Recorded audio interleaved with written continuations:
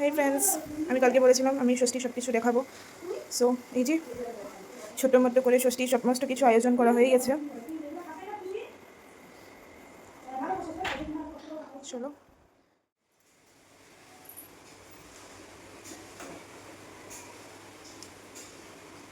আগে জলটা দিব ষষ্ঠী ষাট ষাট কো হ্যাঁ ষাট ষাট ষাট